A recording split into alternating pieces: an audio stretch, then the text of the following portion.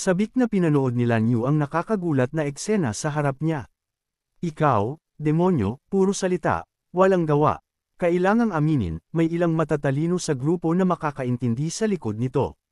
Hindi nagpigil si Piang sa pagtatangkang gisingin siya. Hula ko, nagsusuot siya ng isang hanggal na mukha, sinusubukang ipaliwanag, totoo na ang mabuting gawa ay nagdudulot ng gulo. Ang isang simpleng demon detection spell ay makakakita sa life force ng lahat sa silid na ito. Gusto ko lang suriin ang iyong anak ngunit ang kapangyarihan ay masyadong malakas at nascan ang lahat. Namula ang demonyo na parang isang dalaga. Walang takot, kaibigan. Demon time. Nilunsad ng demonyo ang atake, panoorin mo habang binubura kita sa aking annihilation eye technique. Ang kanyang pangit na mga mata ay sumunod sa utos at umatake. Demonized soul destruction. Sa bagay na ito, laging mas mahusay si Beo Yip-fan, hinding-hindi masama. Mabilis siyang bumalik ng kanyang sariling eye technique, alam ko iyan. Ang galaw ni Yip-yang ay umabot na sa basic mastery. Lightning Eye level 100. Ang mata ng demonyo ay nahati sa dalawa. Natakot ang demonyo. Isang malakas na pagsabog ang umalangaw sa espasyo. Ang maliit na babae na kontrolado ay malaya na ngayon at bumagsak sa lupa. Napagmasdan ni Lan Yu ang sitwasyon. Bumantong hininga siya ng ginhawa, masayang pinanood ang kanyang nakababatang kapatid na bumalik sa mapayapang buhay. Lumipas ang kalahating oras habang si Yip Ching ay nawala sa mundo ng mga pusa sa labas ng mansyon ng Lord. Naiinip siya kaya nakipag-usap siya sa pusa, na naging dahilan upang ito ay maging hindi mapakali. Sa tingin mo si Yanong ang Empress na hinahanap ng mga rebelde? Sobrang excited ako. Ilabas na ang Yanong 7 agad. Masayang lumabas si Lan Yu ng lungsod at inihayag, ayos na ang maliit na babae ngayon. Salamat, Master. Hindi na siya halimaw. Hindat na nagkomento si Yip-yang, siya, sa totoo lang, hindi ka halimaw. Nagulat at nabigla si Lan Yu sa kanyang mga salita. Ibinaba niya ang kuting upang buong puso na ipaliwanag sa babae, kaya lang, ang iyong likas na kapangyarihan ay masyadong malakas at hindi kontrolado, na humantong sa mutation. Kapag bumalik ang energy explosion, tuturuan kita ng mga alien power techniques upang makontrol mo ang iyong kapangyarihan. Si Lan Yu, na hindi na pinapansin ang kanyang sarili, ay sumagot, wala akong pakialam kung halimaw ako o hindi. Ang tanging pakialam ko ay ang maging disipulo mo magpakailanman. Sinunggaban ni Fo ang pagkakataon upang magtanong, wala rin akong pakialam kung si Lady Lan Yu ay isang halimaw. Pwede ba akong humingi ng pera para bilhin ang Yanyang Chronicles? Dahil naiinis na sinisira ng lalaking ito ang mood, matuwid niya itong sinipa. Umalis ka. Ikalat mo ang balita. Lumingon si Yip-yang at lumakad palayo, bumalik ka muna sa sekta. May isa pa akong kailangan gawin. Mabilis lang ito. Kay Lan Yu, isang maganda at maunawang babae, siya ay nagpaalam. Sige, ako muna ang mauuna. Master, huwag kang tatakas kasama ang munting lobo na iyan. Nagulat ang demonyo sa figure sa paanan ng burol. Nagutos siya, lumabas ka.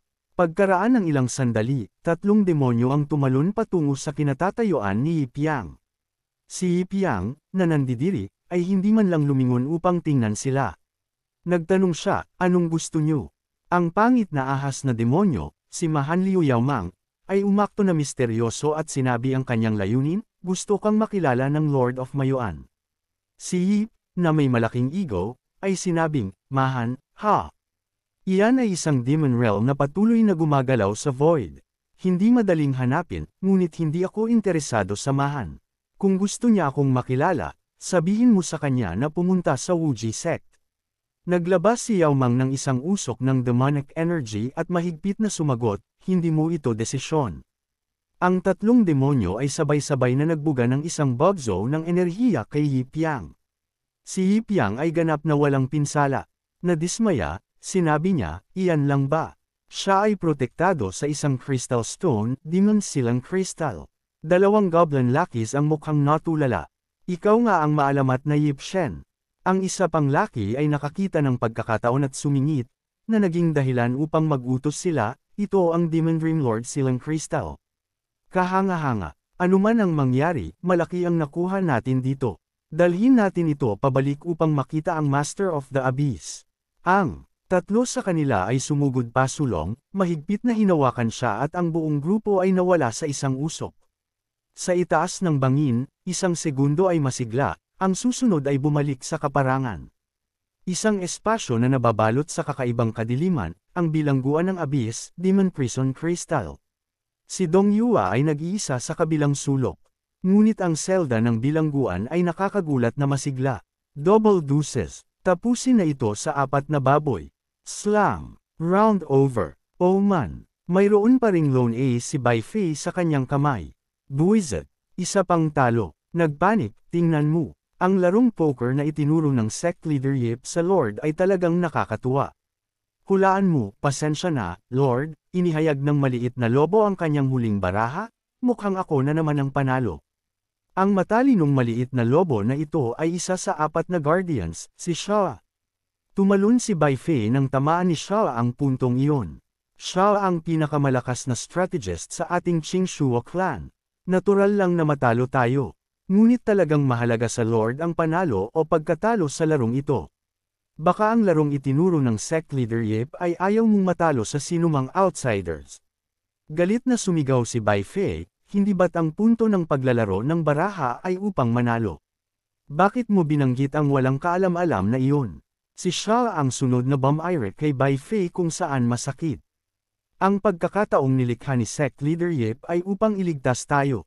Sino ang mag-aakalang hahabulin tayo at kukuhanin muli ng Nine-Headed Demon King? Nagmukmak si Bai Fei, tinatanggap ang lahat ng kasalanan. Sayang, naka-recover lang ako ng 2/10 ng aking lakas. Kailangan kong humanap ng paraan para makatakas o kung hindi, sa loob ng 3 araw, dadalhin niya tayo sa kinaroroonan ng nakatagong kaaway na iyon. Si Qiu Chunfang at Sha ay biglang nag-alala. Si Dong Ye, na hindi nakikilahok sa usapan, ay naglabas ng isang ding. Ngayon, Exwa, sabihin mo sa amin ang plano mo upang makatakas mula sa Demon Abyss. Sinimulan ni Sha na ipaliwanag ang kanyang plano pagkatapos ng mungkahi ni Bai Fei. Ngayon, palihim na mag-set up ng space formation. Maghintay hanggang sa ihatid tayo sa Glass Prison, pagkatapos ay sirain ang formation at tumakas. Laging may mga demonyo na nagbabantay sa labas ng bilangguan, nagreklamo si Sha. Ang bagay na iyon sa itaas ay laging nagbabantay sa atin. May tiwala na nag-alok ng ideya si Bai Fei, okay lang. Haharangan ko ang kanilang mga pandama. Hanggat hindi nagpapatrol ang Nine-Headed Demon King, walang magiging problema. Nalungkot ang mga mata ni Sha. Nag-isip siya at sinabi, sa ngayon, ang Nine-Headed Demon Lord at ang mga malalaking boss ng Demon Abyss ay malamang na nasa Chifang Country na naglalaro ng Judgment of Human Existence game. Hindi sila babalik sa Demon Abyss sa ngayon. Nalito si Chunfang at inulit ang pangunahing parirala, Judgment of Human Existence. Isang pangitain ng 2 demonyo sa labas ng Chifang Kingdom. Ang Nine-Headed Demon Lord ay isang malaking demonyo na National Extermination rank. Madalas siyang nagpapadala ng kanyang mga nasasakupan upang lusubin at kuhanin ang maliliit na kaharian ng tao na mahina ang lakas. Matapos kontrolin ang isang bansa sa loob ng isang panahon, sisimulan niya ang paglalaro ng Game of Judgment of Human Existence. Ang mga antas ng demonyo ay nakaayos-ayon sa pagkakasunod-sunod, Demon Abyss 6 Giants, Gizon Demon Abyss 6 Giants, Mahan Demon Abyss 6 Giants, Shu Demon Abyss 6 Giants, Gusho. Nagpatuloy ang paliwanag, halimbawa, hayaan ang pinakamalakas na tao na maglaro ng chess kasama siya o pumili ng ilan sa pinakamalakas na warriors at ang Demon Abyss Giants upang makipagkompetensya. Ang huling kaligtasan ng sangkatauhan ay nakasalalay sa kalalabasan ng laro. Ang mga demonyong iyon ay hindi nagtatanim ng mga utang, nagtatanim sila ng mga taga-nayon. Bilang resulta, hanggang ngayon, ang mga tao ng 5 maliliit na bansa ay namatay dahil dito. Ipinatong ni Bai ang kanyang baba sa kanyang kamay. Sinabi niya nang may matinding galit, napakasama talaga. Hindi na pwedeng ipagpaliban ang bagay na ito. Kailangan nating mabilis na i-set up ang formation.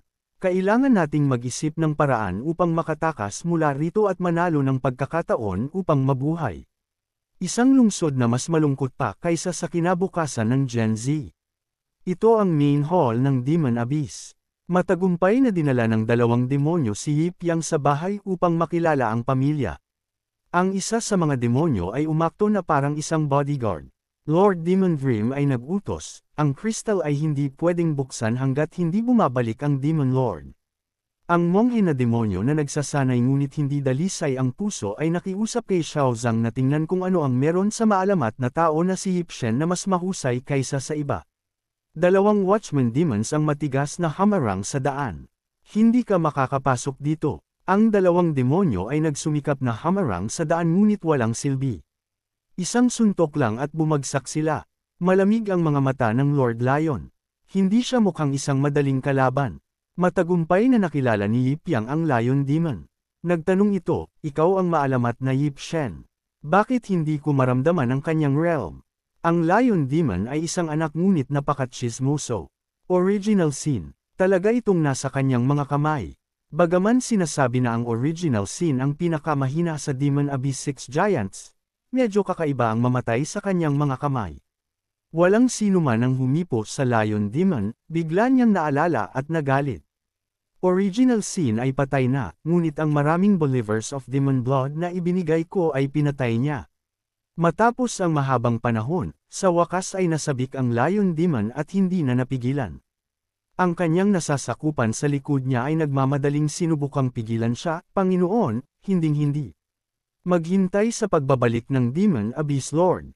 Kinailangan ng batang monghe na demonyo na ibuhos ang lahat ng kanyang damdamin, pinili pa ring ilabas ang kanyang palm strike. Si Jiang, na malupit ngunit walang mas hindi inaasahan kaysa sa kanyang abnormal na life force. Mabilis na ipinaliwanag ng monghe na demonyo, ang maliit na monghe na ito ay nadulas. Walang pagsisisi sa buhay ng isang demonyo. Ang ice mirror ni Yip Ang ay nagkawasak-wasak. Ang buong espasyo ay nabalutan ng makapal at nakakabulag na hamog. Hindi pwedeng mamatay ang pangunahing karakter sa kalagitnaan ng kwento. Si Yip Yang ay nakaupo sa ice mirror na nagpapalabas ng swag. Ang saloobin ng monghe na demonyo na ito ay agresibo ngunit ang kanyang mga aksyon ay duwag. Ang aking mga Buddha Slay bullets ay walang epekto sa kanya. Walang pakialam na hinayla ni Yip Yang ang isang notification, Wanted Blood Buddha. Sabi niya, ikaw ang nagkakalat ng Blood of Moan sa lahat ng dako upang lumikha ng mga halimaw, hindi ba? Blood Buddha. Direktang nagkomento si Yip Yang nang walang bakas ng paggalang, ang dumi na ginagawa mo ay nagpaparumi sa napakaraming tao. Ang Blood Buddha, na ang pangalan ay naglalaman ng Buddha ngunit hindi siya iniligtas ng Buddha, ay sumagot. Ang benefactor ay nagpapalaki-laki. Ang maliit na monghe na ito ay nagbibigay lang ng gabay at nagel iligtas sa kanila. Ang Buddha ko ay mapagmahal. Nakita ang Blood Buddha na patuloy na nagpapanggap na mabuting tao, nilunsad niya ang kanyang atake. Ngayon, ako naman ang gagabay sa iyo. Ang pagpatay sa mga Blood Demon monsters ng isa-isa ay masyadong mahirap. Ang direktang paggabay sa iyo ay mas mahusay. Kailangan linisin ang mundo. Mabagal mag-react ang Blood Buddha, nakatitig lang ng blanko sa paparating na atake. Nagpaputok si Yip Yang ng isang headshot bilang babala. Ang Blood Buddha ay umakto na parang isang ex na naglalaro ng damdamin. Sabi niya, ang lahat ay panandalian, parang isang phantom dream. Ang benefactor ay nababalisa. Maghintay para sa maliit na monghe na ito na maayos kang turuan ng Heavenly Da.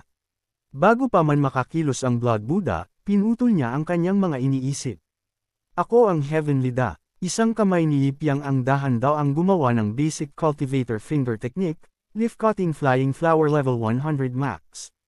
Nagpakawala siya ng di mabilang na flying disc sa kalangitan. Sila ay mga piraso ng wanted poster. Ang Blood Buddha, na nanginginig bago pa man tamaan, ay sumigaw, masama ito. Umurong na kayo. Paano kayo makakatakas? Ang mga piraso ay lumipad sa bawat tao at nagbigay sa kanila ng ilang hiwa. Matapos ang ilang hiwa lamang, umakyat ang mga demonyo sa langit. Matapos gumawa ng sapat na kaguluhan, hindi man lang siya nag-abala na linisin ang battlefield, tumalikod at umalis. Umupo si Yip Yang sa marilag na silya ng Blood Demon.